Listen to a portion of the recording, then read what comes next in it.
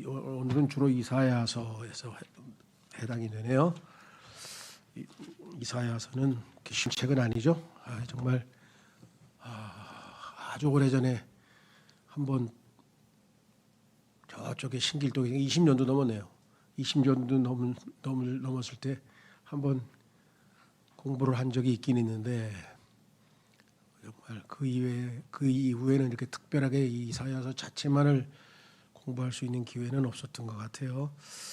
성경에 보면 하나님의 말씀 앞에 다양한 그 수식어가 붙어 있어요.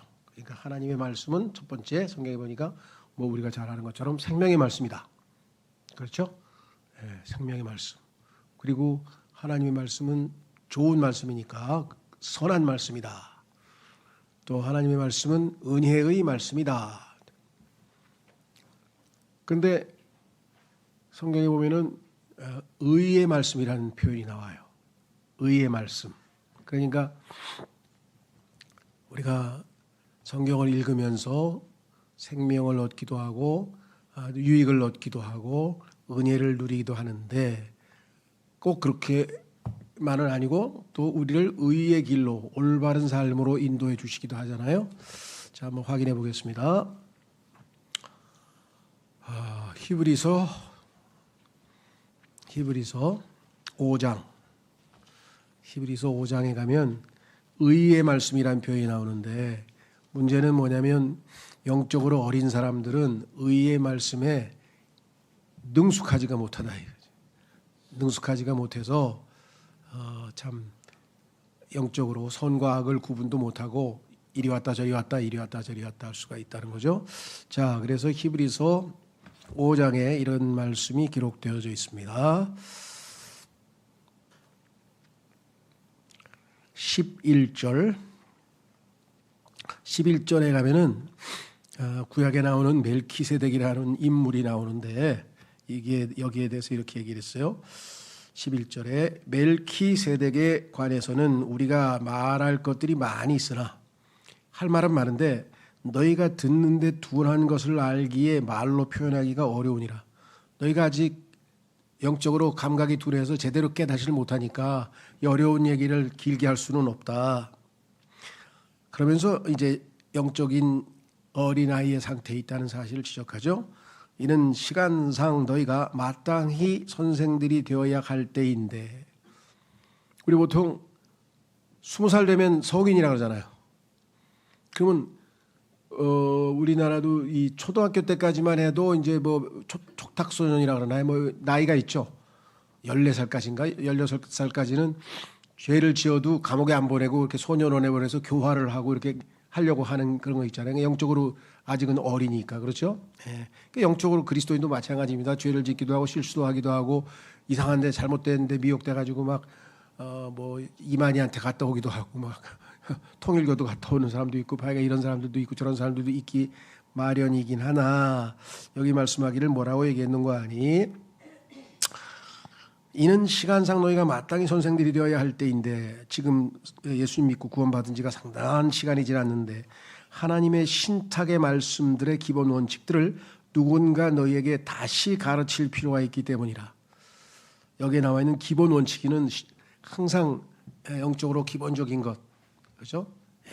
뭐 좋게 얘기하면 쉬운 것, 뭐 이런 것들은 다시 가르쳐야 된다. 왜? 아직 그걸 다 소화하지 못했어. 그런즉 너희는 젖을 필요로 하는 자들과 같이 되었으며 단단한 음식을 필요로 하는 자들 같이 되지는 아니하였느니라. 여기 단단한 음식이라 그랬죠. 단단한 음식. 자, 그래서 밑으로 내려가면 보세요. 이는 젖을 사용하는 자마다 이 젖은 생명의 말씀, 그렇죠. 젖을 먹으면 생명이 쑥쑥 자라잖아요. 생명의 말씀, 또 유익하잖아요. 선한 말씀, 그 다음에 은혜를 주잖아요. 은혜의 말씀. 그런데 젖을 사용하는 자마다 의의 말씀에 능숙하지 않기 때문이니. 유동식은 잘 먹고 맛있게 먹는데 딱딱한 음식을 주면 잘 못 먹는다 이 말이죠. 안 먹는 건 아닌데 능숙하지 못해요. 능숙하지 않기 때문이니. 그래서 보통 아이들 우리 지금 누구예요? 저 성근이 큰 아들 그 서윤이가 제일 큰 애인데 걔가 어릴 때는 그냥 뭐 당근 그다음에 하여간 뭐 그런 종류 있잖아요. 그 야채 종류. 그러고 엄청 잘 먹여놨는데 어느 날 어린이집에 가서 그런 거는 하나도 안 먹고 단 것만 먹으려고 그러고 지금 그렇게 됐다 그래가지고 막 엄마가 이제 애들 엄마 아빠가 걱정하고 있더라고요. 근데 다 골라내는 거 어떻게 해. 그죠? 예. 그런 것처럼 편식이 됐어요. 그래서 여기도 보면 의의 말씀에 능숙하지 않기 때문이니 그가 악이기 때문이라. 우리 윤진이도 똑같아요. 아직도 보면은 그 시금치나 뭐 이런 거 다 걸러내. 그래가지고 그 떡국을 끓이든 뭐 주면은 하여간 파는 다 남겨놔. 안 먹어. 그런 거 보면 영적으로도 이거 좀 부담스럽다, 껄끄럽다 이런 거 다 골라내고 아주 유동식만 먹고 영적인 어린아이로 머물러 있으려고 하는데 성경에 보니까 그렇게 해서 젖을 떼지 않은 자는 하나님께서 지식을 가르칠 수 없다고 이사야서 28장 29장에서 지난번 배웠잖아요. 젖을 떼야 지식을 가르쳐 주신다 그랬는데 똑같은 우유만 계속해서 듣고 기분 좋은 그런 성경 구절만 읽고 꾸지람을 질책이나 꾸지람이나 책망에 대해서는 자꾸 꺼려하면은 안 된다 그랬죠. 자, 계속해서요. 자, 그다음에 여기 보시면 뭐라고 했는가?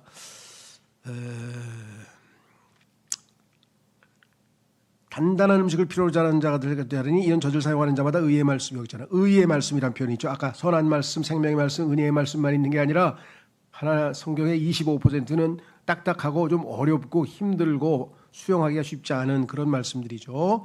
그가 악이기 때문이라. 그러나 단단한 음식은 장성한 나이에 이른 자들에게 속해 있나니. 그렇죠. 나이가 이제 충분히 들어서 성숙한 사람들은 글쎄요. 저는 아직은 그 뭐라 그러지 홍어 삭힌 거. 그걸 뭐라 그러는지 모르겠는데 그냥 막 암모니아 냄새가 그냥 싹한 게 그걸 못 먹겠더라고. 근데 그게 막 뭐 홍합 홍어 삼합이라 그래가지고 그냥 그게 그렇게 또 맛있다고 먹는 걸 보면 예.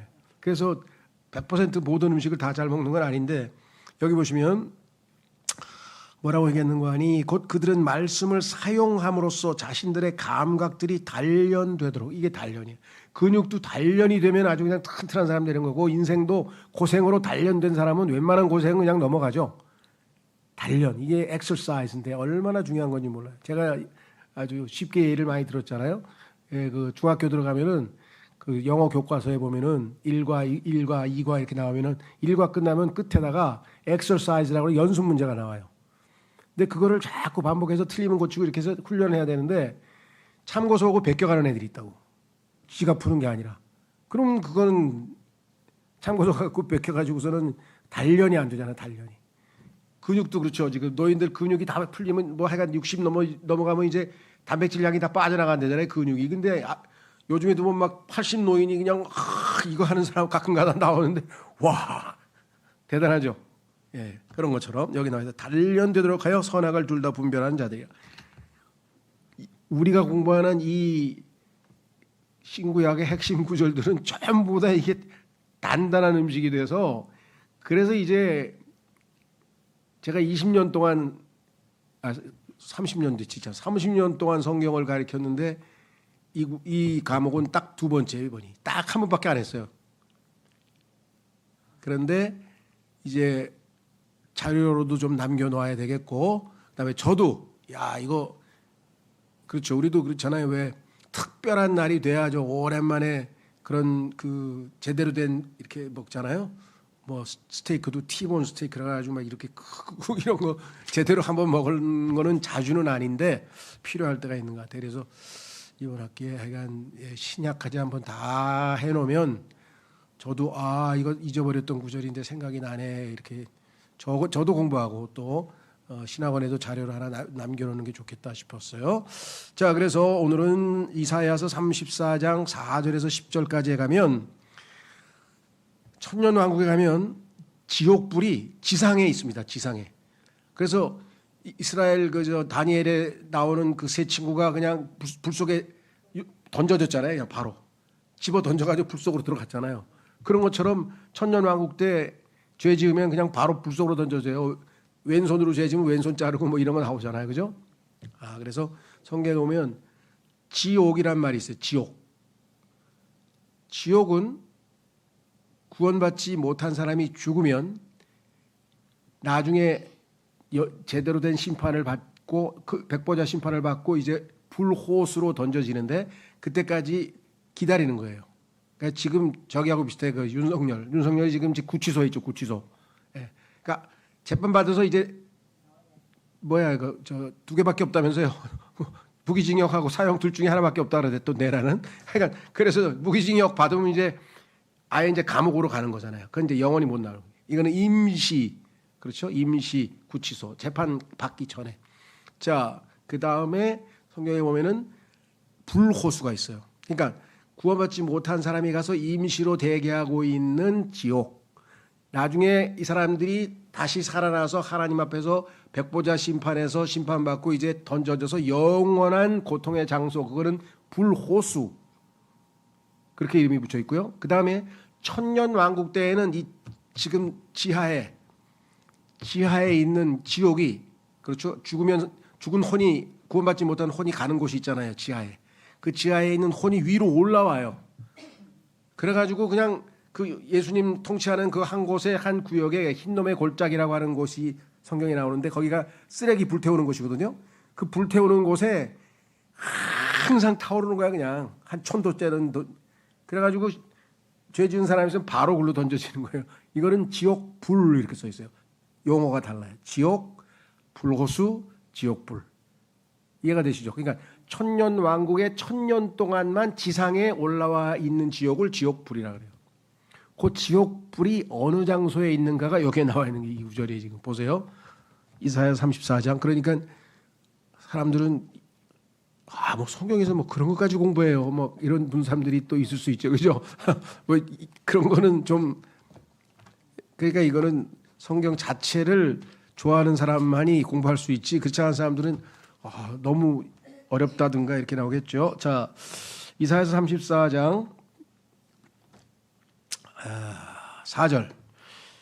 자, 그리고 하늘의 모든 군대가 해체될 것이요 하늘들은 두루마리 같이 함께 말리리라. 그리고 하늘들의 모든 군대가 마치 포도나무에서 잎사귀가 떨어져 나가는 것과 같이 무화과 나무에서 떨어지는 무화과 같이 떨어지리라. 이는 나의 칼이 하늘에서 흠뻑 적셔질 것이기 때문이라. 보라, 그것이 심판을 위하여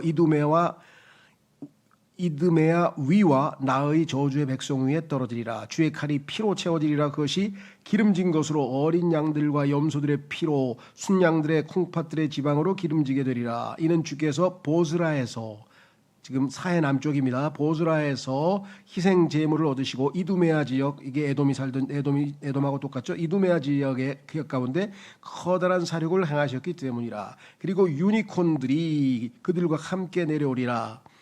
유니콘이라고 하는 것은 코가 한 개 달린 뿔소인데 이건 이제 이 시대에 새로 등장하겠죠. 숫송아지들도 숫소들과 함께 내려오리라. 또 그들의 지역은 피에 잠기리니 그들의 진토는 기름진 것으로 기름지게 되리라. 이는 그날이 주의 복수의 날이자 시온의 논란에 대한 되갚음들을 하시는 해이기 때문이라. 그런즉 그곳의 개울들은 뭘로 바뀐다고요? 역청으로 변할 것이요 그곳의 진토는 유황으로 변할 것이요. 유황, 역청, 이게 다 불타는 거 아니에요. 지옥에 있는 요소들이잖아요. 그곳의 토지는 불타는 역청으로 변하리라. 여러분 아시는 것처럼 소돔과 고모라가 다 유황비. 여러분들 거기에 지역에 하늘에서 유황이 내려왔다 그랬잖아요. 유황이 불러서 그 유황들이 여기에 저장돼 있다가 지금 다시 다 도로 타는 거예요. 밤이나 낮이나 그것이 꺼지지 아니하리니 그것의 연기는 영원토록 올라가리라. 그것은 대대로 황폐하게 되리니 영원 무궁토록 그것을 통과하는 자가 아무도 없으리라 그랬습니다. 자, 그 다음에 40장으로 가시면요. 요게 또 이제 성경에서 아주 단단한 음식 중에 하나에 해당되는 건데 무슨 소리냐. 많은 사람들이 이런 구절을 대하면 좀 당혹스러워 하겠죠. 자, 40장 15절로 가보시면 성경에 이상한 얘기가 써 있어요. 이상한 얘기가 아니라 이거 구절이 아니구나. 딴 구절이구나. 내가 착각했네. 이건 뭐냐면 하나님께서 평가하는 이 세상의 모든 민족들. 이 세상에 여러분 잘 아시는 세계 최강국 미국이 있고요. 중국이 있고요. 뭐 러시아가 있고 그다음에 뭐 한 260개 국가가 지금 유엔에 소속돼 있잖아요. 그리고 뭐 그들이 가지고 있는 보석 금덩어리 그다음에 뭐 어마어마하게 그 유명한 고딕 건물들 막 돌로 만든 건물들 뭐 세계에서 유명한 곳곳에 가면은 자연 경관도 아름답지만 또 인간이 만들어 놓은 뭐 궁전 뭐 그다음에 뭐 그러있죠. 뭐 버킹엄 궁전 뭐 등등등. 그리고 인구가 막 80억이 넘잖아요, 지금. 그런데 이 모든 민족들을 다 싸잡아서 하나님 보시기에는 물방울 하나밖에 생각을 안 할 정도로 그 정도의 하나님이시다. 이 얘기. 하나님이 어떤 분이신가를 우리에게 보여주는 거예요. 자, 그래서 15절에 뭐라고 썼냐? 보라, 민족들은 양동이 속에 물 한 방울과 물방울 물 같고 한 방울 물 같고 저울의 작은 티끌같이 여겨지는도다. 보라, 그분께서는 섬들을 매우 작은 것 같이 들어올리시는도다. 이 세상에서 제일 큰 섬이 영국 같은 섬이 엄청 큰 섬나라잖아요. 일본도 섬나라인데 그거를 하나님께서 그냥 들어올리실 때 그 정도의 크신 하나님이시다. 이렇게 성경에 나와 있죠. 그뿐이 아니라 17절에도 그분 앞에서 모든 민족들은 없는 것 같도다. 80억 인구의 세계 최강의 제국들이 있는 이게 하나님 보시기에 없는 것 같다고 할 정도예요. 또 그분께는 그들이 없는 것, 곧 헛것보다 더 못하게 여겨지는도다. 헛것, 있으나 마나한 것. 그러니까 인간들이 뭐 제국을 이루고 황제가 되고 징기스칸이 되고 나폴레옹이 되고 뭐 또 누구예요? 하여간 누가 됐든지 간에 어떻게 하나님 앞에 감히 무슨 얘기를 하겠느냐. 하나님을 제대로 아는 사람과 모르는 사람의 차이가 있겠죠. 그래서 이 땅의 민족들에 대한 하나님의 평가 이렇게 얘기했죠. 그래서 이사야서 40장에서 48장 절이 아니고 장입니다. 죄송합니다. 이사야서 40에서 48장은 하나님께서 직접 1인칭 화자로 등장하심 그랬어요. 하나님께서 직접 1인칭 화자로 등장하십니다. 그 무슨 소리냐? 다른 곳에서는요. 하나님을 보통 3인칭으로 얘기해요. 그렇죠? 하나님께서 어떻게 하셨다. 그분께서 어떻게 하셨다. 이렇게 얘기하죠. 성경 기록이. 그런데 이사야서 40장에서 48장에서는 하나님께서 나라 그래 나 주가 말하노라 하고 하나님이 직접 나서서 말씀하시는 내용이 들어있으니까 다른 어떤 성경보다도 우리가 뭐예요? 주의를 기울이고 신경을 써야 되는 거잖아요. 그런데 이거를 별로 잘 안 가르쳐요. 자, 그래서 이제 그 18절로 가보십시오. 하나님께서 하신 말씀 중에 이 세상에서 나하고 견줄 자 있으면 데리고 오라는 거예요. 이사야서 40장 18절에 그렇다면 너희가 하나님을 누구와 견주겠느냐 또 너희는 그분을 무엇과 같은 모습에 비교하겠느냐. 뭐 동상을 만들고 형상을 만들고 뭘 만들고 만들어가지고 그래서 만들지 말라 그러잖아요. 하나님께서 형상을 만들지 말라는 얘기는 그 어떤 것도 하나님과 비슷하게 만들 수가 없기 때문에 그렇죠. 너희가 하나님을 누가 견주겠느냐. 우리 찬송가 230년 견줄 자 비길 데 없네. 그분의 이름 비길 데 없다고 우리 찬송 많이 부른 이유가 바로 이 이유겠죠. 그래서 그 어떤 존재도 하나님과 견줄 수 없다 그랬어요. 그런데 사람들은 아주 교만한 사람들이 있어요. 그런 사람들 중에 뭐냐면 자기를 예수님과 비교하려고 하는 사람들이 있었다고. 예를 들면 남미의 정복자 시몬 볼리바르 같은 경우는 예수님과 이 세상에서 인간으로서 견줄 자가 있다면 내가 아니겠는가? 나 같은 사람이 아니겠는가? 뭐 정말 마귀의 그 교만한 마음을 타고나죠. 왜? 이사야서 14장에서 하나님과 견주겠다고 하나님과 비교보겠다고 셋째 하늘로 올라가겠다고 말도 안 되는 이상한 얘기를 한 자가 마귀잖아요. 그러니까 하나님과 견주보겠다는 생각은 다 마귀로부터 오는 거 아니겠어요? 그렇죠? 그분 앞에는 납작 엎드려가지고 그분에게 경배를 드리고 드높여야 되는데 자, 그 다음에 이사야서 41장으로 오시면 21절에서 24절 역시 이것도 하나님께서 인간에 대해서 내 자신을 알라고 인간에 대해서 평가를 해주시는 겁니다. 하나님께서 뭐라고 얘기했냐면요. 나는 신성을 갖춘 하나님이고 너희는 풀꽃 같은 풀 민초 너희는 인간이야.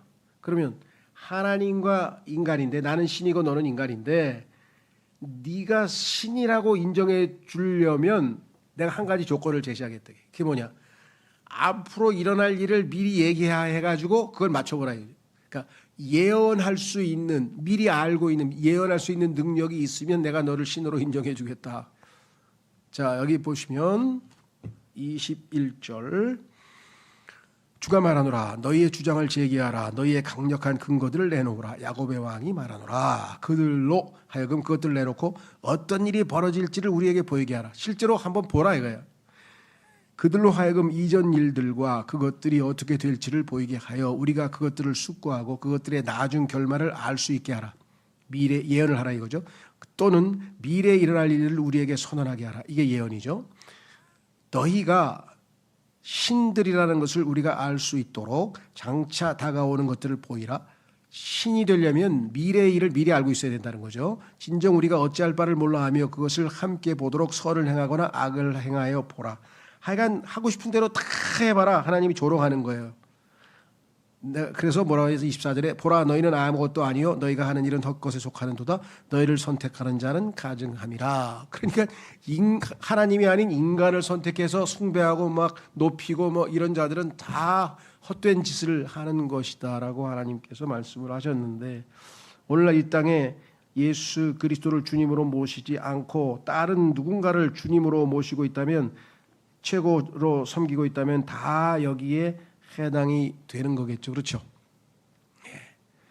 그래서 하나님께서 강력하게 이에 대해서 말씀하셨는데요. 자, 누가복음 16장 15장 해보.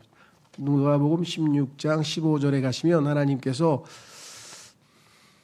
인간이 높이 평가하는 건 다 가증스럽다고 그랬어요. 인간과 하나님과의 차이. 누가복음 16장 15절. 누가복음 16장 15절. 그러자 그분께서 그들에게 이같이 말씀하셨느니라. 너희는 사람들 앞에서 스스로를 정당화하는 자들이라. 사람들 앞에서 자기가 옳다고 주장하는 자들이라. 그러나 하나님께서는 너희의 마음을 아시느니라. 이는 사람들 사이에서 높이 추앙받는 것은 하나님의 목전에서 가증함이기 때문이라. 인간이 높임을 받는 것은 가증하다. 왜? 아무것도 아닌데. 그렇잖아요. 성경에서 인간에 대해서 여러 가지로 얘기합니다. 풀이, 꽃이 피다가 일주일도 안 돼서 다 시들잖아요. 그렇게 인간이 나약한 자라고도 하고요. 그 다음에 인간이 그 코에 숨을 막으면 바로 죽잖아요. 그렇죠? 그러니까 숨만 막으면 죽을 수, 10초면 죽어요. 10초. 한 30초 동안 숨 막아가지고 꽉 누르고 있으면. 자, 그래서 43장으로 가보시면 43장 9절에서 12절 이 내용은 무엇인가? 여기 보시면 특히 여호와의 증인들이 그렇죠. 구약에서 하나님 아버지가 여호와라고 생각하고 예수님은 여호와가 아니라고 생각하는데, 여호와가 누구신가? 성경에 보니까 그것은 다름 아닌 예수 그리스도다라는 것을 알 수가 있죠. 43장 9절에 보시면 이렇게 써 있습니다. 이사야서 43장 9절에 모든 민족들이 함께 모이게 하고 백성들이 결집하게 하라. 그들 가운데서 누가 이 일을 선언하고 이전 것들을 우리에게 제시할 수 있겠느냐. 그들로 하여금 자신들의 증거들을 내놓아 스스로 정당함을 입증하게 하라. 또는 그들이 듣고 그것이 진리라 하고 말하게 하라. 주가 말하노라. 너희는 나의 증인들이요 내가 선택한 나의 종이라. 이는 너희로 하여금 나를 알게 하고 나를 믿게 하며 나는 그라. 그분이 바로 나라. 나는 그라는 것을 이해하게 하려 함이라. 나 이전에 형성된 신은 전혀 없나니 나 이후에도 없으리라. 나 곧 내가 주로다. 이 주는 여호와라고 하는 히브리어를 영어로 번역해서 Lord라고 번역했고, 우리는 굵은 글씨로, 전부 다 대문자이기 때문에 굵은 글씨로 내가 곧 주로다. 곧 내가 주로다. 그런즉 나 외에는 구원자가 아무도 없느니라. 자, 여러분들 성경에서 구원자가 아무도 없느니라 그랬을 때 구원자 누굽니까? 성경에서 Savior, 예수 그리스도시잖아요. 그러면 여호와가 나 외에 구원자가 없다 그러면 구원자이신 예수님이 여호와라는 게 바로 입증이 되는 것이죠. 예, 그래서 여호와는 아버지고 예수님은 아들이기 때문에 예수님은 창조주가 아니고 예수님은 피조물이라고 이렇게 얘기하는 여호와의 증인은 완전히 지금 잘못된 판단을 내린 것이죠. 자, 그래서 11절은 여호와와 예수님을 다르다고 생각하는 사람들에게 치명적임, 유일한 구원자는 여호와이고 그분은 예수님이라 그랬습니다. 자, 그래서 예수님의 이름이 여호와 중에 여호와라고 주 중에 주라고 계시록에도 나오잖아요. 자, 그 다음에 이사야서 45장 7절. 이게 이제 성경에서 상당히 중요한 구절입니다. 잘 기억해 두시면 좋겠어요. 자, 여기 뭐라고 써 있나 보세요. 이사야서 45장 7절. 나는 빛도 형성하고 어둠도 창조하노라. 하나님은 빛이신데 어둠도 창조한다. 나는 평안도 만들고 해악도 창조하노라. 해악도 창조하시는 분이에요. 나 주가 이 모든 것들을 행하는도다. 그 사람들이 오해를 하는 거예요. 아, 그럼 하나님이 악한 일도 하세요? 막 이러는 거예요. 예. 자, 조심하십시오. 하나님은 옳은 일만 하시고 그른 일, 즉 진리만 행하시고 거짓을 행하지 아니하시고 올바른 일을 행하시고 옳지 않은 일을 안 하시죠. 그러나 하나님께서는 나쁜 것을 창조하셨어요. 왜? 필요할 때 쓰시려고. 나쁜 것 가지고 어떻게 하려고요? 회초리 왜 만들어요? 아버지가 회초리 왜 만들어? 나쁜 건데. 예, 자식 교육하기 위해서 매를 때려서 자식 잘 양육시키려고 양육용으로 만들죠. 그런 것처럼 하나님도 나쁜 거를 창조해 놓으셨어요. 왜? 나쁜 놈들에게 주려고. 그러니까 하나님이 잘못을 저지른다든가 죄를 짓는다든가 그건 아니에요. 그래서 하나님이 악을 행하신다는 얘기를 오해하시면 안 된다 이거예요. 무슨 말인지 아시겠죠? 자, 그래서 여기 나와 있죠. 욥기 2장 10절과 매치된 보세요. 욥기 2장 10절에 보면 욥의 고백을 들어보면 이 말씀이 그대로 이해가 되잖아요. 그렇죠? 욥기 2장 10절로 가보시면 뭐라고 되어 있는가 이렇게 되어 있죠. 아내에게 욥이 얘기합니다. 그러나 그가 그녀에게 말하기를 당신은 어리석은 여자들 중 하나가 말하듯이 말하는도다. 무슨 소리인가? 우리가 하나님의 손에서 선을 받는다면 우리가 해악도 받아야 하지 않겠느냐? 하나님께서 나에게 좋은 것만 주시는 게 아니라 이렇게 나에게 고난을 주시고 자식도 죽고 지금 엄청난 일을 주셨을 때 그것도 받아야 하지 않겠느냐 하였더라. 이 모든 것에서 욥이 자신의 입술로 죄를 짓지 아니하였더라. 자, 그래서 예레미야 애가 38절로 갑니다. 예레미야 애가 38절 3장 38절에 보시면 예레미야 애가 3장 38절에 보면 같은 취지의 말씀이 또 써 있어요. 그래서 나쁜 것을 바라보는 우리 그리스도인의 관점을 보여주고 있죠. 뭐라고 얘기를 했는가? 이렇게 써 있습니다. 해악과 축복이 지극히 높으신 분의 입에서 나오지 아니하냐. 둘 다 하나님으로부터 나온다. 그렇죠? 자, 다시 교재로 오시면 그래서 이 세상에서 인간에게 닥치는 악은 목적과 이유가 있음을 보여줌. 목적과 이유가 있죠. 아까 왜 막 회초리 만든다 그랬습니까? 교육용으로. 왜냐하면 그 뒤에는 하나님께서 계시기 때문이라. 이 내용이 에스겔서 14장의 내용을 설명하고 있죠. 자, 그다음에 이사야서 45장 12절. 이사야서 45장 12절을 읽고도 아직도 진화론에 대해서 미적미적되는 사람이 있으면 그거는 아니죠. 자, 이사야서 45장 12절에 내가 땅을 만들었고 그것 위에 사람을 창조하였노라. 그런데 하나님이 창조했다는데 아니에요. 저기 이렇게 진화해가지고 인간이 유인원에서 뭐 크로마뇽인에서 막 진화했다고 얘기할 수는 없잖아요, 그죠? 바로 나의 두 손이 하늘들을 펼쳤으며 나는 그것들의 모든 군대에게 명령하였도다. 그랬습니다.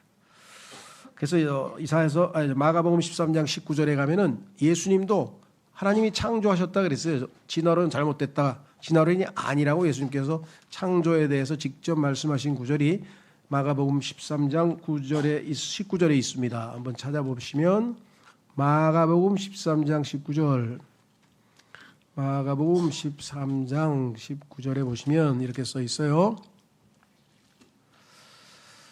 마가복음 13장 19절. 이는 그날들의 고난이 있을 것이기 때문이니 하나님께서 창조하신 창조의 시작부터, 창조를 하나님이 인정하셨잖아요. 예수님께서 하나님께서 창조하신 창조의 시작부터 하나님의 창조가 있었다고 분명하게 예수님이 말씀하셨죠. 자, 그래서 여러분 주위에 아마 이런 분들이 계실지도 모르겠어요. 자, 학교에서 진화론에 대해서 열심히 가르치니까 배웠어요. 그리고 그게 과학적이라고 배웠어요. 그래서 과학이라 그러니까 어떻게 뭐 말도 못하고 있다가 교회에서는 창조라 그랬어요. 하나님이 계시다 그랬어요. 그러니까 하나님을 절대적으로 믿고 창조, 맞수, 진화 아닙니다. 이렇게 얘기하면 학교에서 뭐예요? 이런 비과학적인 놈 같으니라고, 이런 미신적인 놈 같으니라고, 이래서 이제 소위 말하면 조롱당하거나 이럴 수 있잖아요. 그러니까 그것을 피하기 위해서 사람을 두려워하면 이런 짓을 해요. 어떻게 하느냐? 야, 진화가 과학적이잖아. 그러니까 맞죠, 맞아. 그런데 그 진화를 손수 이끄시고 진두 지휘하신 분이 하나님 아니겠어? 그러면 하나님이 진화의 주인공이 된다는 거예요. 이렇게 하는 것을 유신론적 진화론이라고 하는데, 이게 상당수의 사람들이 이걸로 타협하는 거예요. 왜? 그래, 우리도 진화 인정해. 그렇지만 그 진화의 뒤에는 하나님이 계셔. 이렇게 해서 양쪽을 다 충족시키려고 속된 말로 양다리를 걸치는 사람이 있는데, 이거는 타협이지 성경에서 말씀하시는 건 아니라는 거죠. 그래서 그렇게 넘어가면은 그건 타협이라는 거. 자, 그 다음에 이사야서 45장 15절. 45장 15절.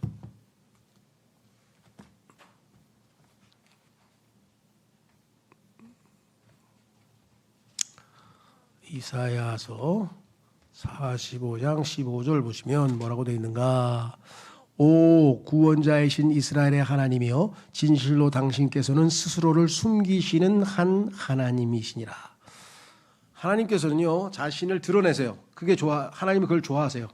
자신을 나타내셔. 그래 보여주시잖아요.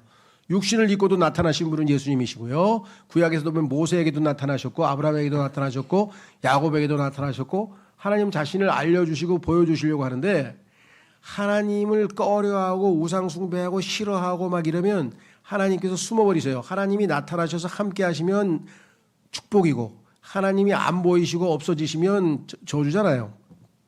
그런데 하나님께서는 때로는 숨으셔요. 여기 나와 있죠. 자, 그건 우리 구약에 보면 자주 나와요. 그게 벌이야. 하나님께서 내시는 벌 중에 하나가 하나님이 숨어버리시는 거예요. 그런데 자, 여기 보시면 신약성경, 구약성경 신명기 31장 17절로 가시면 뭐라고 써 있는가? 이스라엘 백성들에게 너희들 말 안 들으면 나 숨어버린다. 엄마 안 보이면 얼마나 무서워요. 그렇죠? 그런 것처럼 하나님이 안 보이시면 얼마나 이스라엘 백성이 두려울까요? 이사야 31장 17절 말씀. 그때 나의 분노가 그날에 그들을 대적하여 타오를 것이라. 그리고 나는 그들을 저버리겠으며 나는 그들에게 내 얼굴을 뭐예요? 그들에게서 내 얼굴을 숨기겠으니 그들은 집어 삼켜지겠고 많은 악들과 곤경들이 그들에게 닥치리라. 그렇게 되면 그들은 그날에 말하기를 우리 하나님께서 우리 가운데 계시지 아니한 까닭에 우리 위에 이 악들이 임하지 아니하였느니라 하리라. 그렇죠. 안 보이시니까 하나님께서 숨어버리셨다. 자, 신약에도 비슷한 말씀이 나와요. 마태복음 13장 44절. 마태복음 13장 44절. 요거는 아마 이제 번역의 문제가 좀 있는 것 같아요. 왜냐? 마태복음 13장 44절에 보면은요, 예수님의 비유 가운데 이런 비유가 있습니다. 또다시 하늘의 왕국은 밭에 숨겨진 보물과 같으니, 밭에 숨겨진 보물이 성경에서 보면 이제 이스라엘인데요. 그곳을 어떤 사람이 발견하자. 어떤 사람이 예수님이잖아요. 그런데 그는 숨겨두며 그것에 대한 즐거움으로 인하여 가서 자신이 가진 전부를 팔아 그 밭을 사느니라. 자신의 생명을 내어주고 이 세상을 값을 주고 사셨어요. 구속하셨어요. 그건 맞는데 여기 보시면 그는 숨겨두며라 그랬어요. 숨겨두며. 그런데 여기에 뭘 숨겨둬요? 보물? 무엇을 숨겨둔다는 말이 없죠. 이게 숨겨두고가 아니라 그것을 어떤 사람이 발견하자 그가 숨어 있다가 예수님께서 잘 숨어 계시다가 그것에 대한 즐거움으로 하여 산다. 그러니까 여기서도 아직은 예수님께서 자신을 드러내지 않고 이제 나중에 오실 거 아니겠어요? 그러니까 이 구절은 숨겨두고 이렇게 하면은 목적어가 안 나와요. 무엇을 숨겨뒀다, 보물을 숨겨뒀다고 해야 되는데 문맥으로는 그게 연결되는 것 같지만 실제 영어 문법에서는 그 명사가 없어요. 그래서 우리가 금방 이사야서 그다음에 신명기에서 읽었듯이 예수님이 숨어 계시다가 이제 자신의 어디서 숨어 계세요? 셋째 하늘로 가셨잖아요. 그래가지고 7년 동안 왕국을 가지러 가신 것처럼 그래 나중에 왕국을 가지러 오셔서 이스라엘 백성을 회복시키시잖아요. 그래서 요거는 모든 성경이 다 숨겨두고라고 했는데 모르겠어요. 제가 이제 숨어 있다라고 한 성경이 있는지 없는지는 안 찾아봤는데 구약 성경과 성경을 성경으로 비교해서 보면은 이게 하나님이 숨어 계시다가 이렇게 해석을 해야 되는 것 같아요. 자, 그 다음에 어디로 갔나? 이사야서 45장 19절. 45장 19절로 가면 여기서 소위 말하면 칼빈주의가 설 자리가 없어진다. 성경에서 하나님께서 칼빈주의라고 하는 일부 잘못된 교리를 척결하시는데 성경 말씀으로 어떻게 하는가 보십시오. 이사야서 49장 15절에 어느 여자가 그녀의 젖 먹는 자식을 잊을 수 있겠으며 모성애죠. 모성애. 그녀가 자신의 태에서 나온 아들에게 연민을 가지지 아니하겠느냐. 진정 그들은 잊을지라도 나는 여전히 너를 잊자. 아니야. 맞아? 49장을 읽었네. 45장을 읽어야 되는데 죄송합니다. 이사야서 45장 19절인데 제가 49장을 읽었네. 죄송합니다. 이사야서 45장 19절에 보시면 뭐라고 써 있는가? 45장 19절에 나는 땅의 어떤 어두운 곳 안에서 비밀스럽게 말하지 아니하였노라. 나는 야곱의 씨에게 말하기를 너희는 나를 헛되이 찾으라 하지 아니하였도다. 나 주는 의를 말하노라. 나는 옳은 것들을 선언하노라.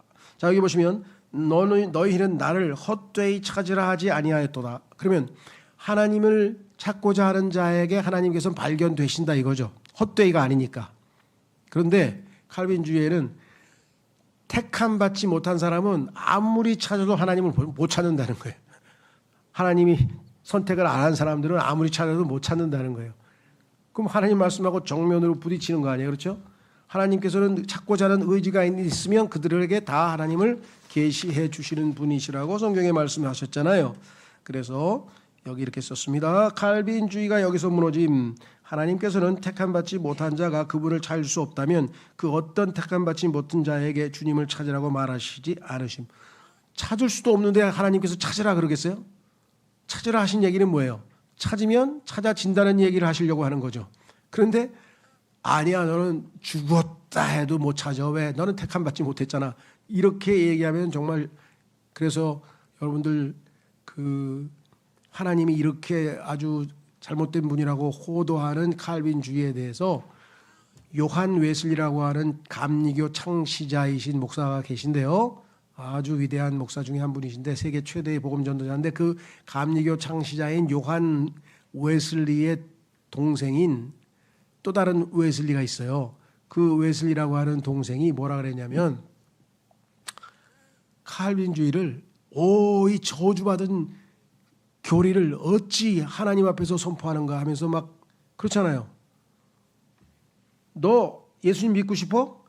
넌 안 돼. 죽었다 깨도 구원 못 받아. 왜? 넌 하나님이 안 택했기 때문에. 그럼 그건 정말 하나님 책임되는 거 아니에요. 이런 식으로 칼빈주의를 가르치면 잘못하면 정말 굉장히 위험스럽습니다. 그래서 칼빈주의, 장로교가 다 틀렸다는 게 아니라 일부 교리가 특히 극단적 칼빈주의라고 해요. 온건한 칼빈주의는 이렇게 얘기를 안 해요. 그런데 극단적 칼빈주의자들은 이렇게 얘기하기 때문에 이런 걸 조심하셔야 돼요. 우리도 세대주의도 우리같이 온건한 세대주의는 올바로 나누어서 성경을 공부하는데 극단적 세대주의자들은 잘못 나누어 가지고 교회가 예를 들면 유대인 교회, 예수님 교회, 이방인 교회가 다르고 교회 시대가 침례인 요한이 왔을 때 이미 시작이 됐다는 거예요. 그러니까 잘못 나눈 거죠. 올바로 나누어야, 잘 나눠야 올바른 세대주의, 온건한 세대주의가 되는 거죠. 그러니까 정말 성경에 대해서는 우리가 세심하고 조심스럽게 대해야 된다. 자, 다시 돌아오셔서요. 여기 보시면 마태복음 18장 12절에 보면은 성경에 보면 이스라엘은 하나님이 택한 백성이죠. 선민이잖아요. 선민. 이스라엘은 선민. 그런데 그 선민 중에서도 지옥에 가는 사람이 있어요. 그러니까 택함 받았다는 것이 구원받았다는 것을 보증하는 게 아니고 택함 받은 것은 하나님께서 어떤 특정한 목적을 위해서 사용하시기 위해서 정해 놓으신 거죠. 그러니까 택함 받은 이 무조건적인 선택이라고 하는 잘못된 교리를 통해서 수없이 많은 사람을 실족시키는 겁니다.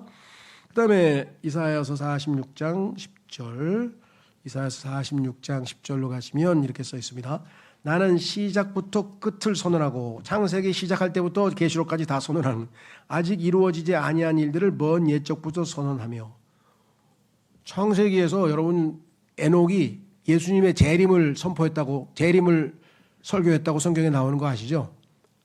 에녹은 창세기 몇 장에 나와요? 5장에 나오죠? 5장인가요?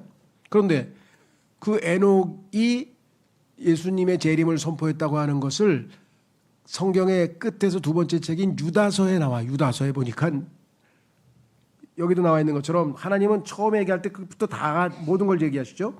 자, 먼 옛적들을 선언하며 이같이 말하노라. 나의 계획이 설 것이요 나는 내가 기뻐하는 모든 것을 행하겠으니. 그러니까 하나님께서는 처음부터 모든 것을 다 알고 계신 분이시죠.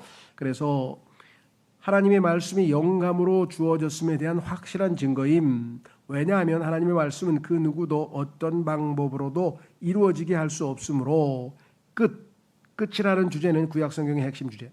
자, 아까 처음부터 뭐라 그랬습니까? 끝을 선언했다 그랬잖아요. 성경에서 끝은 예수님의 재림 때잖아요. 그러면 1948년에 이스라엘 백성이 두 번째로 돌아왔죠.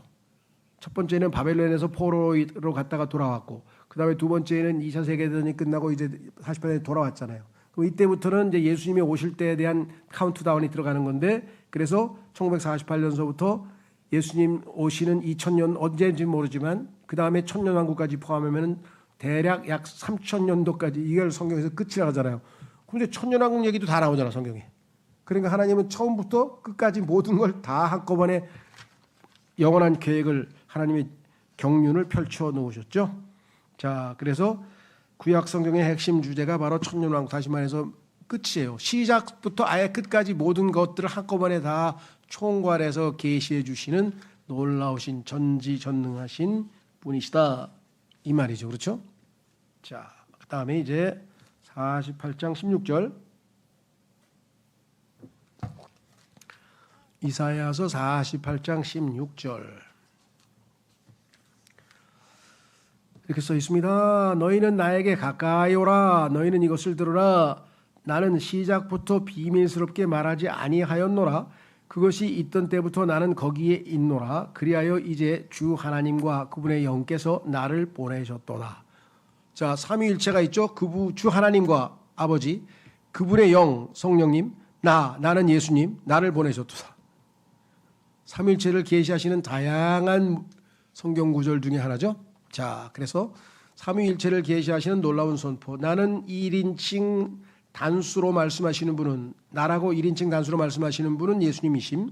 이 내용은 49장 1절에서 3절에서 다시 언급됨. 자, 한번 보세요. 49장 1절서부터 3절까지. 오 섬들아, 나의 말을 새겨 들으라. 너희 먼 곳에 있는 백성들아, 경청하라.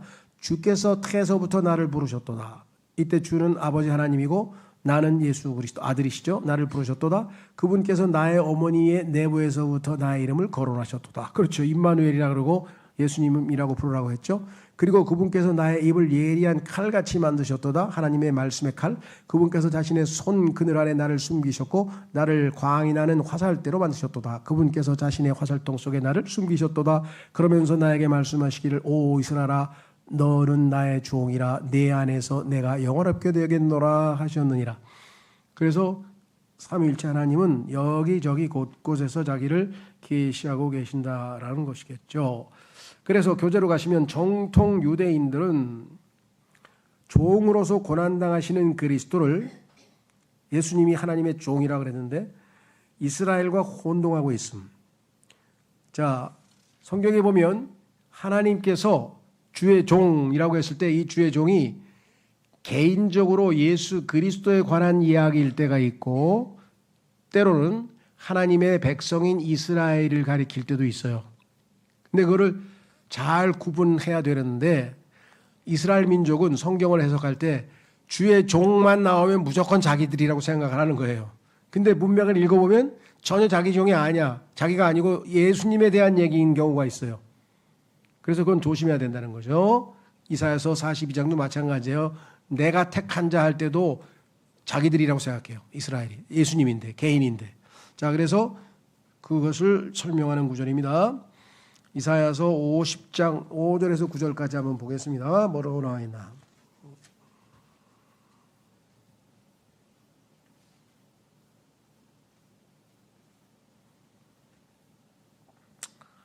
예.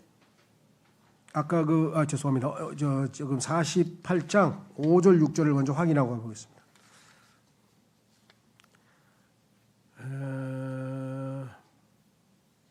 48장 5절에 가면 아까 1절서부터 3절까지는 거기에 나오는 종은 당연히 이스라엘이죠. 그런데 보세요. 뭐라고 되어 있나. 5절 이사야서 48장 5절에 보시면 뭐라고나 한번 보겠습니다. 나는 그것을 무려 맞나? 48장 16절 49장 죄송합니다. 49장 5절 49장 3절에 보면 그러면서 나에게 말씀하시기를 오 이스라엘아 너는 나의 종이라. 자, 여기서는 이스라엘을 종이라고 하나님 말씀하셨죠? 자, 그런데 5절 가보세요. 그런즉 이제 태에서부터 나를 형성하여 그분의 종이 되게 하시고 이 종은 예수님이에요. 어떻게 알아? 보십시오.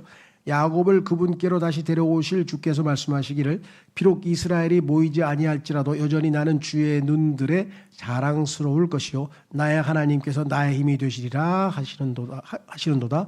그리고 그분께서 이같이 말씀하셨도다. 내가 나의 종이 되어 예수님이에요. 예수님에게 내가 나의 종이 되어 야곱의 지파들을 일으키고 이스라엘의 보존된 자들을 회복시키는 것은 손쉬운 일이라. 그렇죠. 예수님이 그렇게 하실 거죠. 이스라엘을 회복시킬 텐데 내가 또한 너를 이방인들에게 빛으로 주겠으며 이 종은 너는 예수님이죠. 내가 땅끝까지 이르러 나의 구원이 되게 하리라. 그러니까 5절에서 나와 있는 종은 예수님인데 이스라엘은 하나님의 종이란 소리만 나오면 전부 자기 이스라엘이라고 착각하고 있는 것을 우리가 확인해 볼 수가 있어요.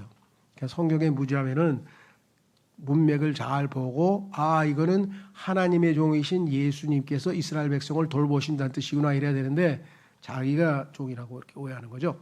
자, 그다음에 이제 50장으로 갑니다. 이사야서 50장 5절에서부터 9절까지 이사야서 50장 5절에서 9절까지 보면은요. 예수님께서 십자가에서 로마 병정들에게 매맞고 계시는데 그 장면이 똑같이 묘사되어 있어요. 미리. 예수님이 자 보세요.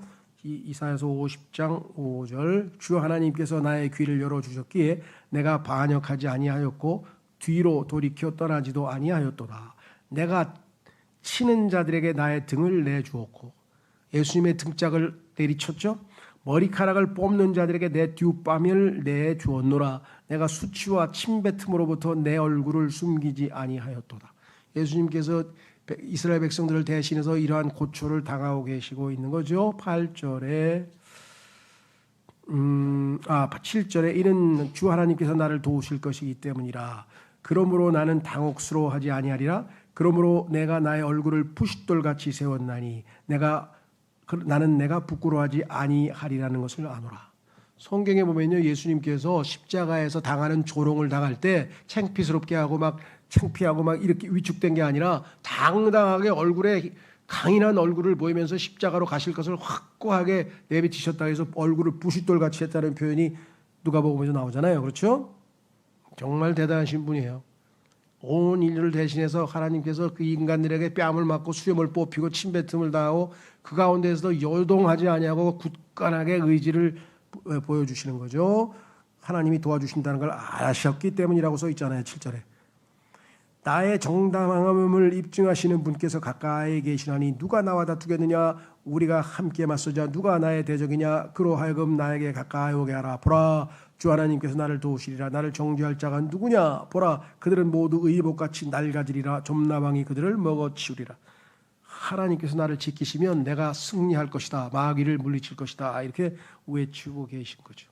그래서 교재로 가보시면 284번 이 구절들은 로마 병정들에 의해 맞고 계신 예수님을 보여줌. 우리가 구약 신약 성경 읽어보면 똑같은 얘기잖아요. 나오잖아요. 이 상황에서 예수님은 사탄에게 선언하고 계심. 사탄에게 네가 나를 아무리 조롱하고 무너뜨리려고 해도 하나님께서 나를 도우시고 계신다 하면서 선언하고 계심. 사탄은 예수님이 그만두시도록 계속 독촉하고 있음. 계속 예수님 보고 내려오라고 네가 하나님이면 내려오라고 막 이러고 있었죠. 주님께서는 자신에게 어떤 일이 있을 것인지 처음부터 끝까지 선언하시고서는 자신의 의의를 언급하고 계심. 내가 한 일이 하나님 보시기에 의롭다고 선언될 것이라고 하는 것을 언급하고 있죠. 이어서 재림이 이루어집니다. 얼마나 하나님의 그 구원 계획이 그 마스터 플랜이 정확하게 이어지냐. 예수 그리스도께서 결국은 하나님의 의신 예수 그리스도께서 하나님께 인정을 받게 되고 그 다음에는 어떻게 됩니까? 당연히 이제는 어린 양으로 오셔서 조롱과 멸시와 수치를 당하신 예수님이 이제 재림하실 때는 유다 지파의 사자로서 왕 중의 왕으로서 늠름한 분으로서 돌아오실 거 아니겠어요? 그렇죠. 그 내용이 여기 이루어 써 있다 이 말입니다. 그렇죠. 자, 그래서 로마서 10장에 가면은 두 가지 의의가 나와 있어요. 이거를 이해하면 여러분이 복음을 이해하는 것이죠. 로마서 10장 1절에서 10절.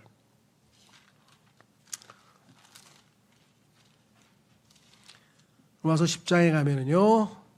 이스라엘 백성들이 왜 이 세상에서 제일 인간적으로 보면 의로운 민족인데 율법을 지키려고 애를 쓰고 그렇죠.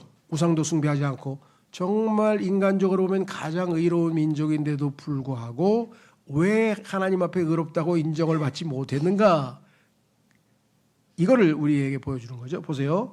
로마서 10장 1절에 형제들아 나의 마음의 열망과 이스라엘을 위하여 하나님께 드리는 기도는 그들이 구원을 받게 되는 것이라. 그래도 우리도 마찬가지죠. 민주당 좌파가 됐든 윤석열 저 우파가 됐든 중요한 거는 그 사람들이 구원받기를 우리가 원하는 것이지 그들이 누가 어떻게 해서 나라를 다스리고 이거에 대해서 우리가 연연하는 건 아니죠. 그래서 사도 바울도 마찬가지예요. 예수 그리스도를 믿고 자기 백성 이스라엘 민족이 구원받기를 원하는 거지 이집트를 점령하고 그다음에 아시리아를 점령하고 막 시리아를 점령해서 세계 최강국이 돼가지고 막 정치적으로 그거 얘기하고 있는 거야 아니잖아요 지금. 그렇죠? 자, 이는 내가 그들에 대해 확증하노니 그들이 하나님께 대한 열심이 있으나 종교심은 대단하잖아요. 그렇죠? 그런데 지식에 따른 것은 아니기 때문이라. 하나님의 말씀에 따라서 열심을 내야 되는데 그렇잖아요. 신약에서는 그런 사람 누가예요? 그런 사람 중에 제일 대표적인 사람이 갈라디아 교회 사람들이에요. 갈라디아 지역에 있는 사람들 그 사람들은 어떻게 되느냐? 열심을 내긴 내는데 뭐예요? 율법을 지켜서 하나님 앞에 의롭다고 인정받으려고 그래요. 그래서 너는 시작은 성령으로 했어. 믿음으로 성령을 받음으로 신앙생활을 했는데 믿음으로 성령을 따라 살아야 되는데 왜 다시 율법을 지켜서 다시 율법의 노예가 되려고 하느냐. 속박을 대로 들어가려고 하느냐 그랬잖아요. 하나님의 의는 믿음에 의해서 은혜로 이루어지는 것이지 율법을 지켜서 되는 게 아니잖아요. 여기도 똑같이. 자 보세요. 그들이 하나님께 대한 열심이 있으나 지식에 따른 것이 아니기 때문이라. 이는 그들이 하나님의 의에 대하여 무지한 채. 하나님의 의는 뭡니까? 예수 그리스도죠. 왜? 하나님께서 온 이 죄인들, 이 세상에 존재하는 모든 죄인들의 죄를 누구에게 뒤집어 씌우셨어요? 누구에게 올려놨어요? 예수님 위에 올려놓으셨잖아요. 그러면 자, 이 세상에 있는 모든 인간들의 죄를 다 가져다가 예수님께서 짊어지셨어요. 그럼 하나님께서 예수님을 심판하셔야 되죠. 왜? 죄인들이니까, 죄니까. 그래서 하나님께서는 예수님을 심판하셨잖아요. 그러니까 하나님의 의가 누구예요? 십자가에서 죽으신 예수님이시지. 그런데 그거에 대해서 무지한 채 그들 자신의 의를 확고히 세우려고, 그들 자신의 의는 뭐예요? 율법을 지켜서 하나님 앞에 의롭다고 인정받아야 되겠다 이거예요. 십계명 지켜서. 공들이면서도 하나님의 의에는 스스로 복종하지 않았기 때문이라. 하나님의 의이신 예수님께는 복종을 하지 않았다. 이는 그리스도께서 믿는 모든 자에게 저마다 의를 위한 율법의 종결이 되시기 때문이라. 율법의 종결, 그게 뭐예요? 죽음이잖아요. 율법이 요구하는 건 뭐예요? 죄 삭은 사망이라 그랬잖아요. 그러면 율법의 종결은 죽음인데 그 죽음을 내 대신 죽으신 분이 누구예요? 예수 그리스도시잖아요. 이는 모세가 율법에서 나오는 의를 묘사하기를, 자, 율법을 지켜서 하나님 앞에 의롭다고 인정받으려면 그것을 행하는 사람은 그것들로 인하여 살리라. 율법 613가지를 태어나면서부터 죽을 때까지 단 하나도 안 어기고 다 지키면 하나님 앞에 산다 이거예요. 안 죽고. 그런데 그런 인간이 어디 있어요? 예수님밖에 없지. 예수님 한 명밖에 없잖아요. 6절, 그러나, 자, 이제 하나님 앞에는 의를 얻을 수 있는, 의롭다고 인정받을 수 있는 방법이 딱 두 가지인데, 하나는 율법을 지키는 거예요. 근데 여기에는 모든 인간이 다 실패했어. 그렇죠. 모든 사람이 죄를 지었으므로 하나님의 영광에 이르지 못한다 그랬잖아요.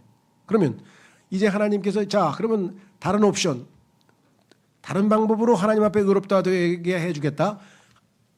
너희의 의, 하나님의 의인 예수님을 받아들여라 이거예요. 여기 나와 있죠. 그러나 믿음에서 나오는 의는 이런 식으로 말하느니라.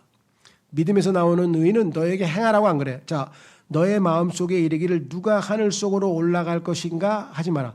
하늘까지 가서 하나님 앞에 엎드려 기도한다? 뭐 그거 안 된다. 그것은 그리스도를 위로부터 끌어내리라는 것이라.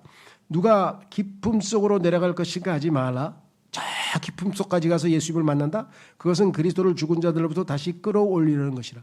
이렇게 어렵게 행하는 구원이 아니고, 8절, 그러나 그것이 무엇을 말하느냐? 자, 무엇을 말하느냐 보세요. 말씀이 너에게 가까이 있으니 바로 너의 입안에 있으며 너의 마음속에 있도다. 하나님의 말씀이 입안에 있고 마음속에 있어요. 하니 곧 우리가 선포하는 믿음의 말씀이라. 내가 만일 너의 입으로 주 예수를 시인하고 하나님께서 그분을 죽은 자들로부터 살리신 것을 너희 마음속에 믿는다면 너는 구원을 받으리라. 이것이 유일하게 하나님 앞에 의롭다고 인정받는 방법이다. 이는 사람이 마음으로 믿어 의에 이르고 입으로 시인하여 구원에 이르기 때문이라. 그렇잖아요. 그렇죠? 자, 그래서 우리는 다시 돌아오셔서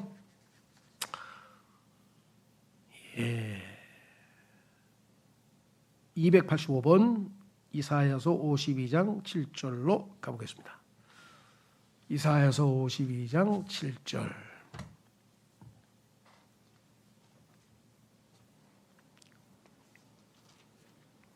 이사야서 52장 7절 이렇게 써 있네요.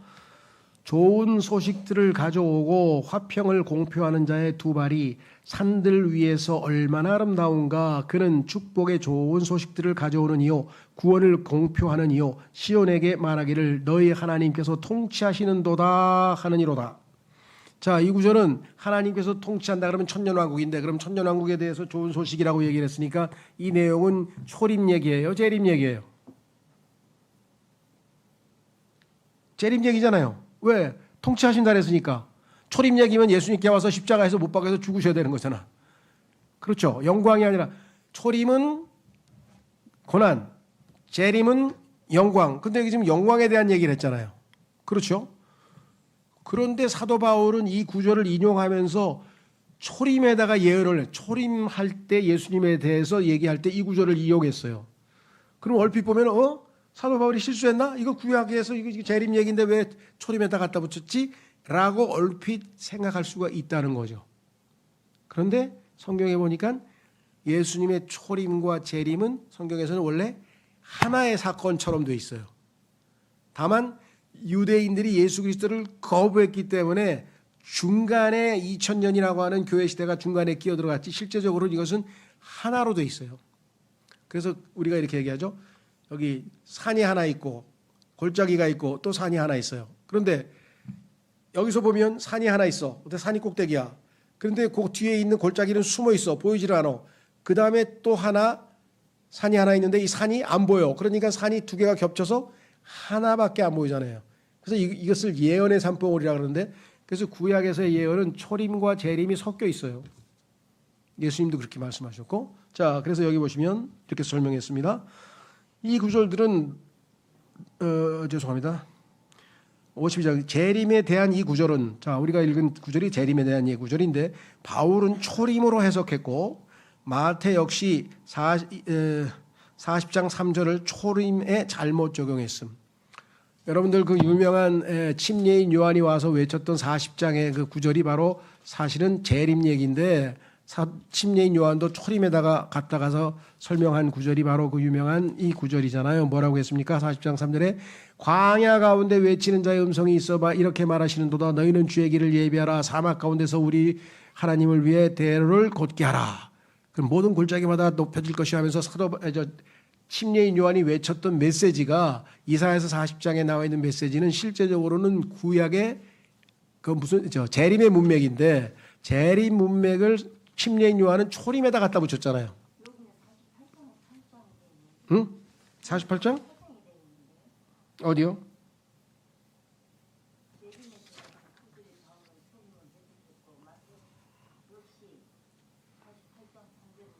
(48장 3절) 어디 보자.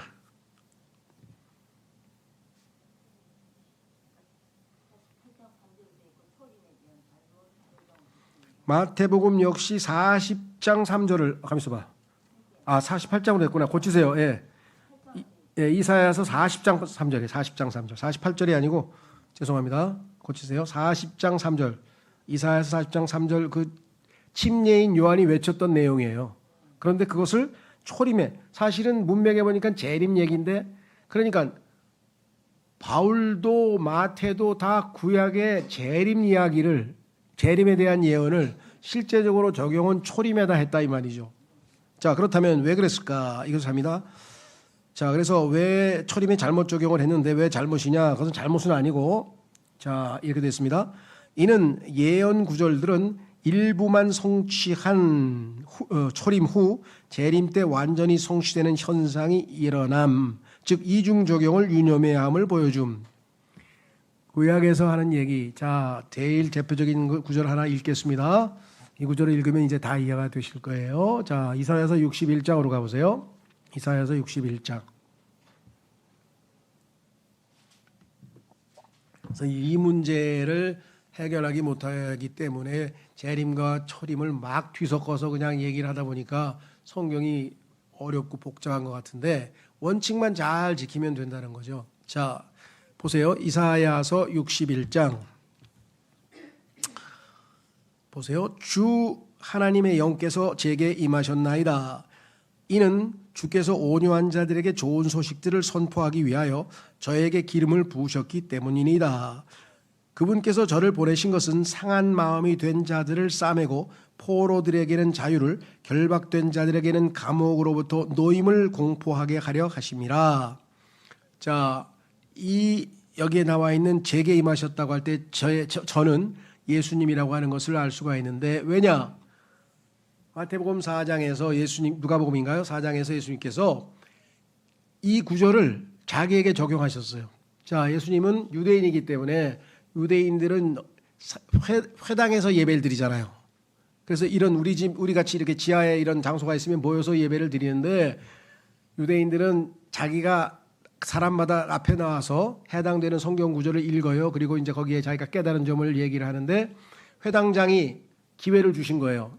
회당장이 예수님께 그럼 당신 차례니까 당신 나가서 한번 읽어라 그랬더니 예수님께서 두루마리 책을 그 양피지로 된 두루마리를 쭉 펼쳐가지고 이사야서 61장 요 구절을 딱 펴셨어요.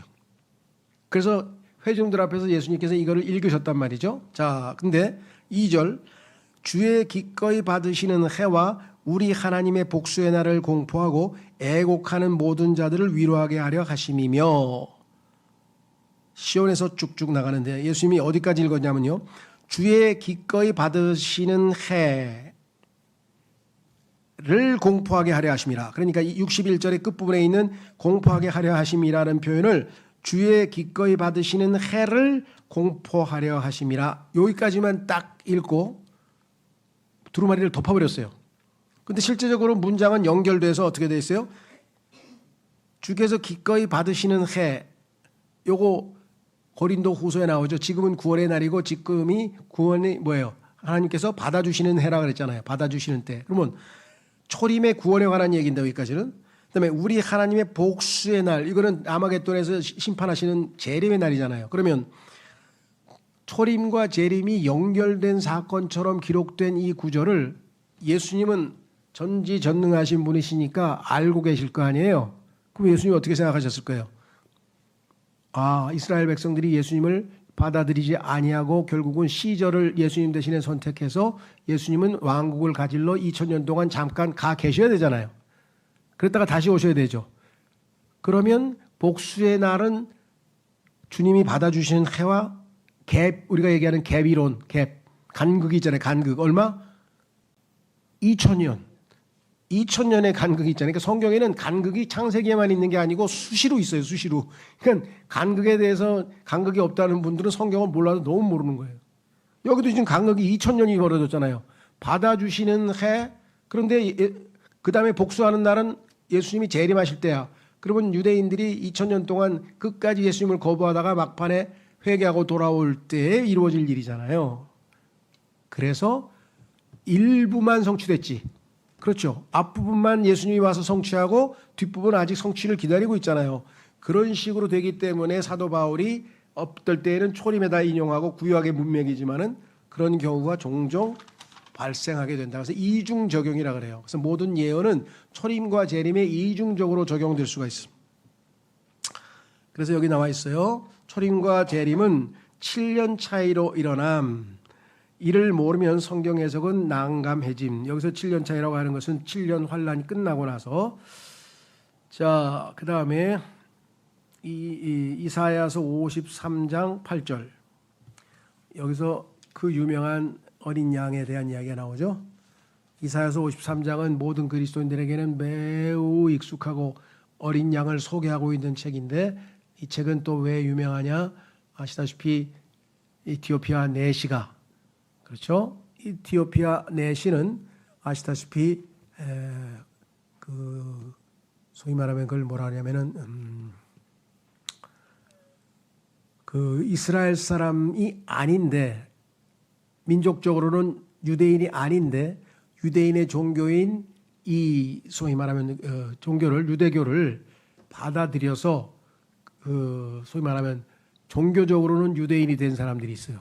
이런 회심한 사람들, 이런 사람들이 이집트 사람이든 뭐 시리아 사람이든 누가 됐든 간에 이 사람들이 여호와 하나님을 믿고 율법을 지켰다고 하는 사람들에게는 유대인으로서의 종교적인 신분을 인정을 해준다 이 말이죠. 그렇죠? 그래서 이 사람들은 다 어떻게 하라 그랬어요? 1년에 3번. 첫째는 6월절, 두 번째는 오순절, 세 번째는 장막절, 이렇게 1년에 3번은 반드시 예루살렘에 와서 하나님께 경배를 해야 되잖아요.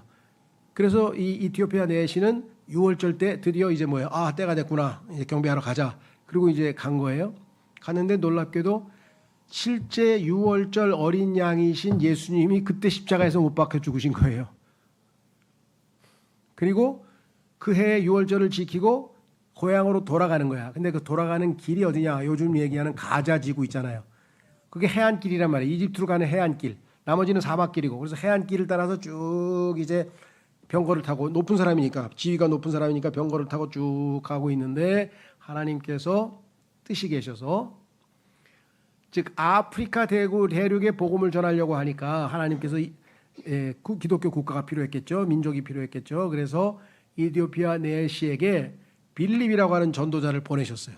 성령께서 휙 데리고 가가지고 마차 타고 가는데 가게 옆에 가서 쫙 따라가는 거예요. 마차를 얼마나 빠르면 마차가 막 굴러가는데 걸음이 얼마나 빠르게 성령께서 쫙 보조를 맞춰 물어본 거예요. 뭘 읽고 계시냐? 이사야서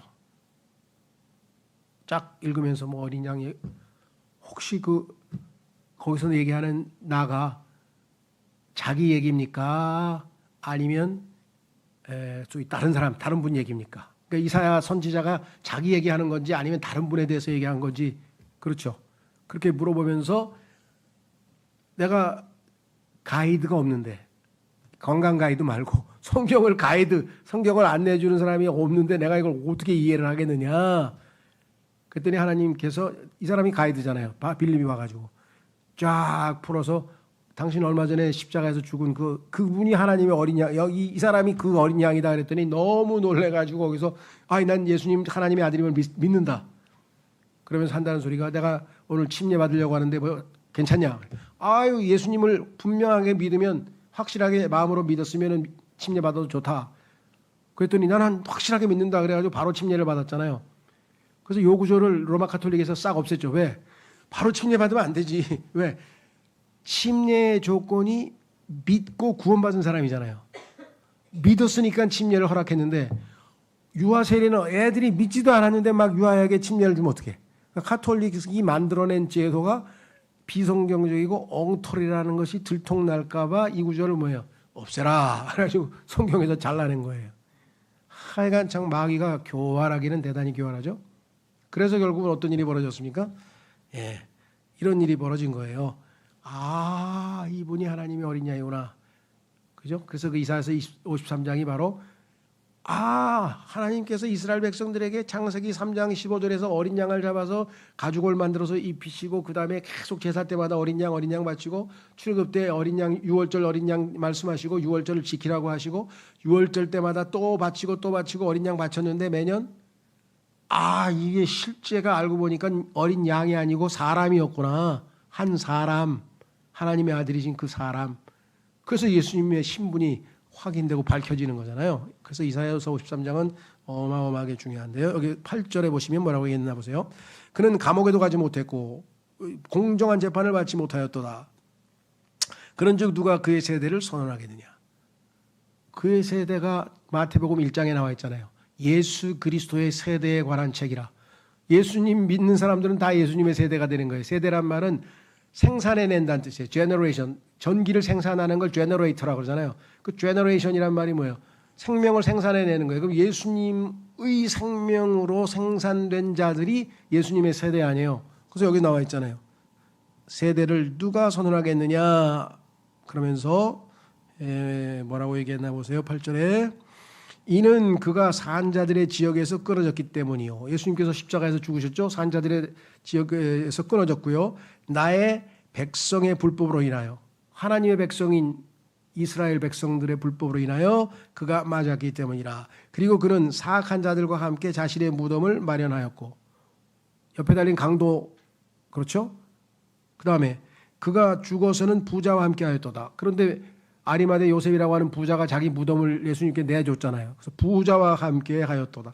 이는 그가 폭력을 전혀 행하지 아니하였고, 십자가에 끌려가는 양처럼 끌려가는데 폭력을 행하지 않으셨죠?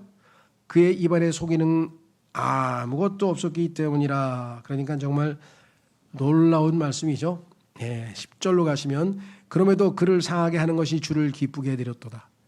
여기에 이제 우리는 하나님의 깊은 사랑을 이해할 수가 있죠.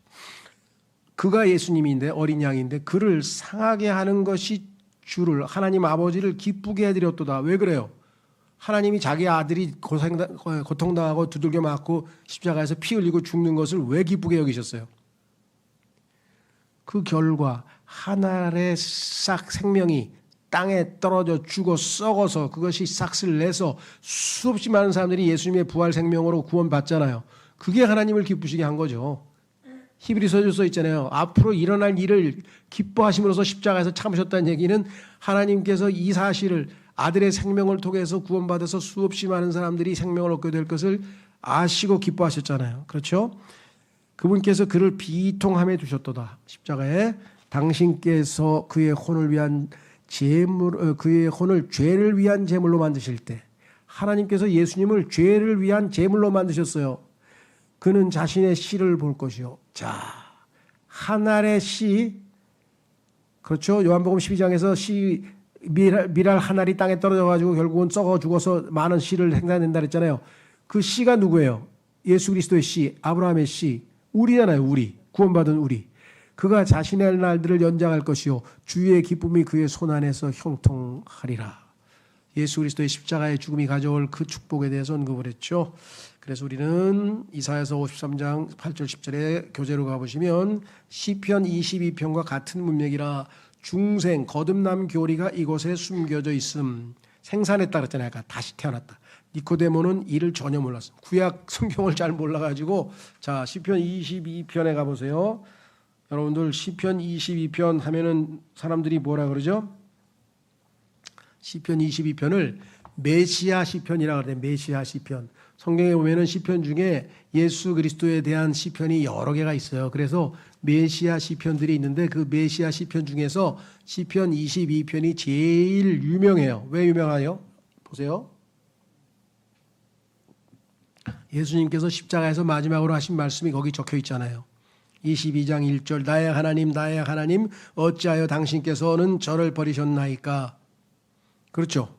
그리고 나머지 22장을 쭉 읽어보면 예수님께서 십자가에서 당한 얘기들이 여기 많이 써 있어요. 예를 들면 6절에 보면 그러나 저는 벌레요 사람이 아니며 쭉 17절 제가 저의 모든 뼈들을 헤아릴 수 있나이다. 쭉 18절 그들은 저의 의복들을 자기들 가운데서 나누고 저의 겉옷을 두고 제비들을 던지나이다. 이게 전부 예수님에 관한 얘기잖아요. 그렇죠? 그런데 자 끝부분에 가서 뭐라고 하나 보세요. 30절 시편 22편 30절 한 씨가 누구예요? 우리잖아요. 우리 한 씨가 그분을 섬기리니 이게 바로 마태복음에 나와 있는 예수 그리스도의 세대란 말이에요. 예수 그리스도의 세대 한 씨가. 근데 그 씨가 뭐예요? 그것이 주께 한 세대로 간주되리라. 아, 그 씨가 세대 거듭난 자들이구나. 교회구나. 그들이 올 것이요 태어나게 될 백성이 우리가 거듭나잖아요. 태어나게 되잖아요. 예수님을 믿으면 태어나게 될 백성에게 그분의 의를 선언하리니 그분께서 이것을 행하셨다는 것을 선언하리이다.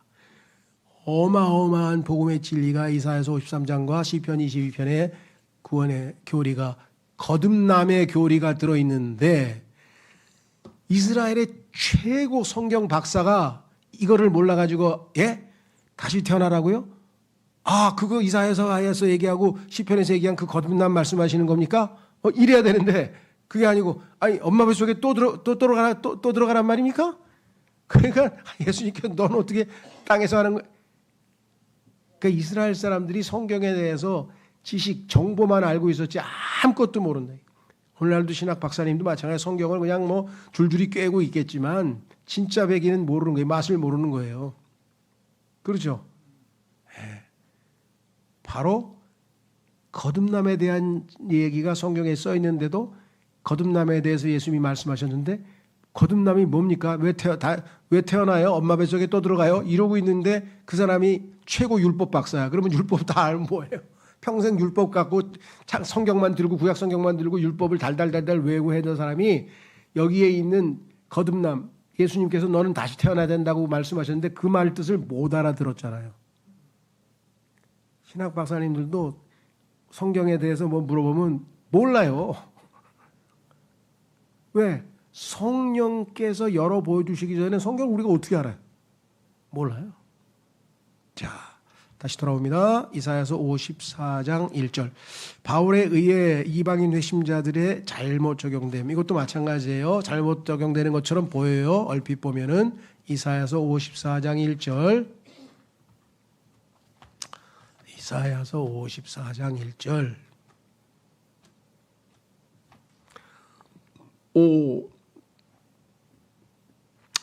출산하지 못한 너 불임인 자요 노래하라. 아이로 산고를 치르지 않은 너는 노래로 환호를 터뜨리고 크게 외치라. 이는 고독한 자의 자식들이 혼인한 아내의 자식들보다 더 많기 때문이라 주가 말하노라. 바울에 의해 이방인 회심자들의 잘못 적용됨. 이곳의 문맥은 분명 회복된 이스라엘임. 교회와 이스라엘을 구분치 못하면 안 됨. 그러니까 성경을 읽다가 이게 이스라엘에게 적용돼야 되는데 이거를 교회 시대의 성도에게 적용하면은 완전히 딴 얘기가 되는 거죠. 그런 경우가 성경에 많이 있는데 그 중에서 제일 결정적인 게 뭐냐 많이 있어요. 그 중에 자 사도행전 2장으로 가보겠습니다. 사도행전 2장에 가면은 이 구절이 교회 시대의 복음인 줄 알고 이대로 해야지만 된다고 주장하는 사람들이 있어요. 그런 사람들이 우리나라에서는 그리스도의 교단이라고 그러고 미국에 더 큰 교단이 있습니다. 신학교도 있어요. 그리스도의 교회라고. 그리스도의 교회. 그다음에 자, 여기 보시면 뭐라고 되어 있나 보세요. 사도행전 2장 37절. 이때 그들이 이것을 듣자 그들이 자기 마음속에 찔림을 받아. 근데 이때 그들이 누구냐면은 여기 사도 베드로가 설교할 때 보면은 뭐라고 외쳤냐면 너희 이스라엘 사람들아. 그래, 너희 이스라엘 사람들아. 14절에 보면. 그러니까 지금 사도 베드로는 누구에게 설교하는 거예요? 야, 너희 이스라엘 사람들 잘 들어. 지금부터 내가 설교한다. 이렇게 얘기했죠. 그래서 37절에 이때 사도 바울의 설교를 사도 베드로의 설교를 듣더니 한다는 소리가 뭐라고 했어요? 이때 그들이 이것을 듣자 그들이 마음속에 찔림을 받아 베드로와 나머지 사도들에게 말하기를 남자 형제들아 우리가 무엇을 해야겠는가? 우리가 메시아를 죽였구나. 그럼 어떻게 하란 말이야? 우리 보고 어떻게 하라고? 우리가 어떻게 하든지 구원받는데 하고 지금 막 여기저기서 막 난리가 났어요. 그때 뭐라 그랬어요? 베드로가 그들에게 이같이 말하였더라. 회개하라. 그리고 너희는 각자 죄들의 사면으로 인하여 예수 그리스도의 이름으로 침례를 받아라. 너희가 십자가에서 예수님 덕분에 죄 사면을 받았으니 용서받았으니까 그러니까 이제 침례를 받아라. 야. 구원 받았으니까 침례 받아라. 근데 그다음 뭐라 했어요? 그리하면 너희는 성령님의 선물을 받으리라. 자, 유대인들은 여기 지금 몇 가지 조심하셔야 됩니다. 자, 첫 번째 회개하라. 우리하고 똑같아요. 회개하고 우리는 예수 그리스도를 믿으면 되죠. 이 세상에 있는 이방인들에게는 회개하라. 하나님께 회개하라. 돌아오라. 회개하라. 그 다음에 주 예수 그리스도를 믿으라. 그럼 구원인데 여기는 뭐라 했어요? 회개하라. 그리고 너희는 각자 자신 죄들의 사면을 인하여 예수님의 이름으로 침례를 받으라. 그리하면 성령을 받는 조건 중에 침례를 받아야 돼. 그리하면 너희는 성령님의 선물을 받으리라. 우리는 예수 그리스도를 믿으라. 그러면 성령께서 우리 안에 들어오셔서 이미 성령을 받았다고 갈라디아서에 써 있어요. 아들의 영을 받았다고. 그래서 하나님을 아버지라고 부릅니다. 성령님께서 우리를 통해서 열매도 맺고 역사하시고 돕습니다. 근데 이 사람들은 그게 아니라 구원을 받는 조건에 성령을 받는 조건에 침례를 받는 게 있어요. 우리는 간증이야. 나 성령 받았어. 구원 받았어. 하나님 자녀야. 그래서 사람들에게 침례로 알려주는 거야. 나 성령 이제 옛사람 죽고 새사람으로 사니까 그렇게 알아. 하고 간증을 하는 건데 우리의 침례는 이들의 침례는 유대인들의 침례는 성령을 받는 조건이잖아요. 만약에 이것을 오늘날 제 이방인들에게 침례 받아야 성령 받는다고 하면 되겠습니까? 근데 그런 사람들이 있어요. 복음 전하고 예수님 영접했어. 그러니까 빨리 침례 받자 빨리. 왜? 성령 받아야 된대. 웃지 못할 것 같지만 성경에 써 있는데 이것이 누구에게? 이스라엘 사람들에게 하고 있다는 것을. 왜? 이스라엘 사람들은 예수님을 십자가에 못 박은 민족이기 때문에 특별히 뭐예요? 여기 나와 있는 것. 침례를 받는데 누구의 이름으로 침례를 받느냐? 그러면 나중에 이들은 예수 그리스도이잖아. 예수 그리스도의 이름으로 침례를 받는다 그랬잖아요. 왜? 예수님을 죽였으니까. 근데 우리는 뭐예요? 아버지와 아들과 성령의 이름 곧 주라는 이름으로 침례를 받잖아요. 침례 받는 이름도 다르잖아요. 그럼 유대인의 침례와 교회 시대에 들어오는 성도들의 침례는 완전히 딴 얘기인데 이거를 또 섞어버리면 심지어는 이거를 교단의 핵심 교리로 해서 생긴 엄청난 큰 교단까지 있다니까요. 우리나라에도 그리스도의 신학교라고 해서 신학교도 있어요. 내가 듣기로는 뭐 기소선에서도 침례 받아야 성령 받는다고 가르친다고 얘기를 들었고 또 아까 얘기했던 그 어떤 거기가 아마 제가 알기로는 아마 어디야 저 지방교회 같은데 지방교회에서는 어떤 사람이 복음을 전하잖아요.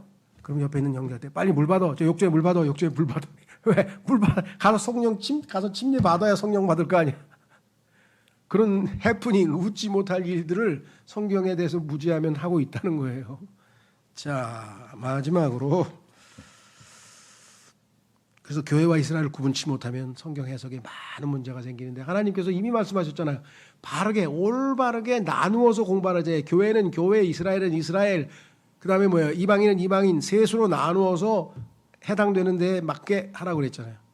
마지막으로 54장 9절에 이사야서 54장 9절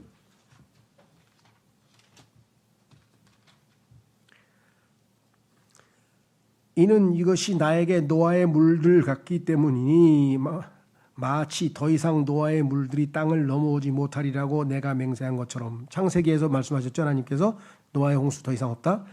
내가 너에게 진노하지 아니하며 너를 꾸짖지도 아니하리라고 내가 그렇게 맹세하였기 때문이라. 자, 만약에 노아의 홍수가 성경에 나와 있는 것처럼 온 지구를 다 뒤덮었어요.